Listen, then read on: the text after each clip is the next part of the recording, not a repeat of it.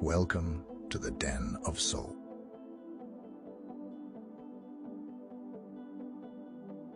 Soulless Protocol. Sacred knowledge. Magic is a valid art, not a pseudoscience, and should be treated as such. Looking beyond the obvious is what magic is all about. In magic, we work with life energy.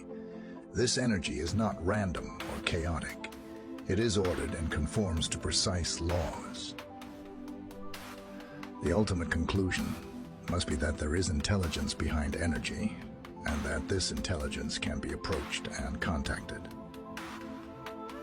The only equation that successfully explains your true relationship to life energy is you equals your belief paradigms equals energy. This apparently simple statement will, if you think deeply about it, explain all of life's problems and equally give you the key to vast reserves of power. You are a creative being who uses life energy and directs it according to your will, whatever that may be. There are no restrictions or limitations other than those that are believed in. Anything that is accepted or believed affects the subconscious mind. That part of you which has the ability to direct energy and thereby achieve physical results. It knows no limits, nor does it recognize restrictions and limitations in the normal sense. In short, give it instructions, and it will carry this out in the letter. It naturally follows that if your beliefs are wrong or self-limiting, you are bound to get the equivalent in physical results. Input equals output. Access to the knowledge and power of the subconscious mind comes through three means: the mind, the emotions, the imagination. These are the points of the trident. The handle equates to the will. Briefly, to activate the subconscious, there first has to be an intention. For example, something must be willed. This is then directed into subconscious levels through either or all of these three access points. Sustained will is equivalent to belief, and belief always gets results. The use of these three approaches will be discussed in detail later on. Soulless Protocol. Sacred knowledge. Part 2. Anything that you cause to happen must have an effect.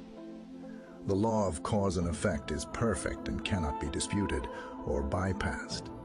You and no one else are totally responsible for the instructions you give to your subconscious mind. Hence the need for caution and forethought. It is in your own interest to root out all belief patterns that are not in your best interests, because these can cause problems deep within your subconscious mind. When directing power to acquire a definite result, there are two factors involved: the conscious control of power and the blocks that prevent the effective use of power. Each person has any number of these blocks or habits.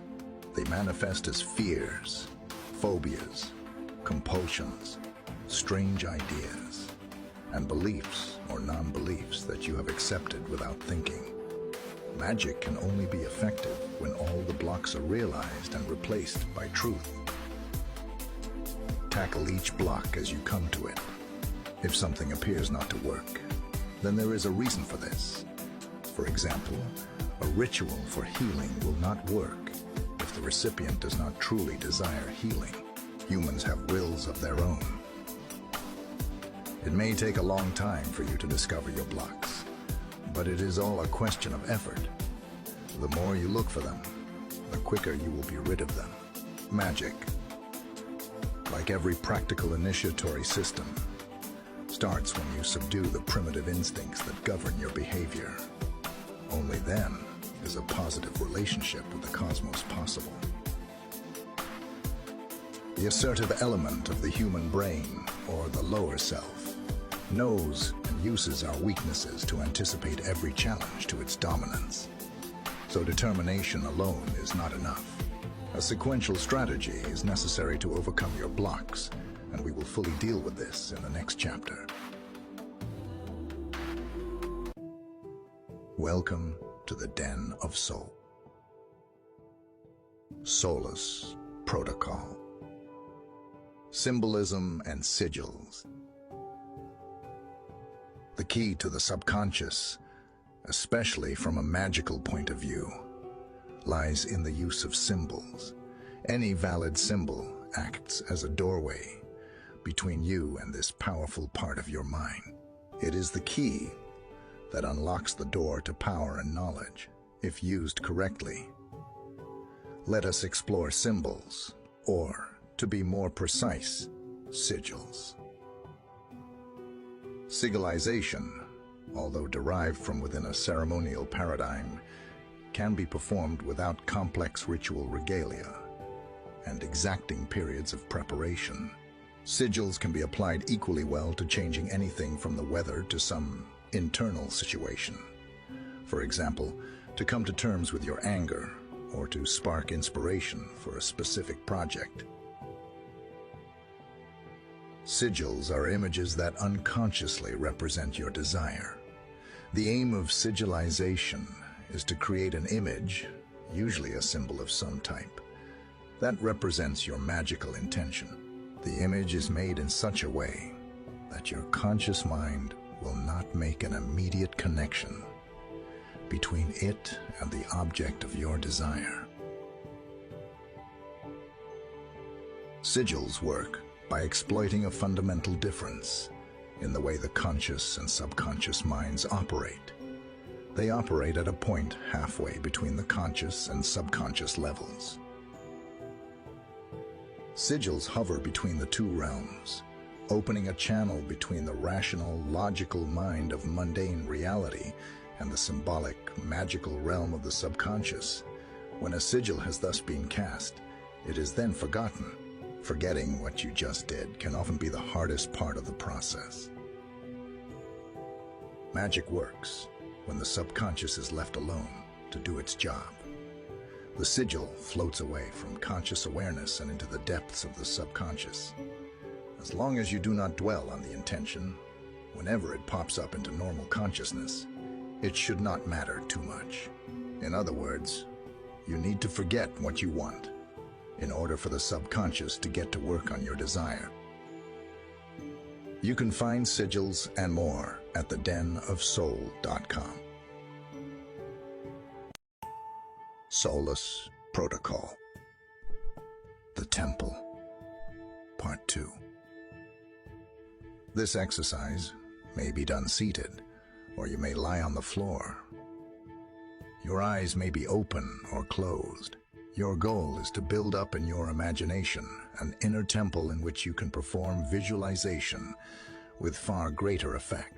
Contrary to popular opinion, the physical temple or magical workroom is, or should be, an extension of this imaginary condition. In short, a temple serves only to remind the magician of the real temple within the mind. Find somewhere quiet, where you will not be disturbed. Use subdued lighting and, if desired, burn a little incense. When you are calm and relaxed, perform the following exercise in your imagination. Light your central candle. Then see in front of you a door and move toward the door in your imagination. The door opens and you move inside. Once inside, look around to see what is in this place. You are in a large square room. You see the stone floor and the walls. In the center of this inner temple, set into the floor, is a small circular pool filled with water. In the middle of each wall is a doorway, and suspended on each door, a magical weapon. In front of you is a staff. To your right is a sword. Pointing up, behind you is a cup or a chalice cast in precious metal. To your left is a shield with a simple yet special design on it. Go to the pool in the center of the temple.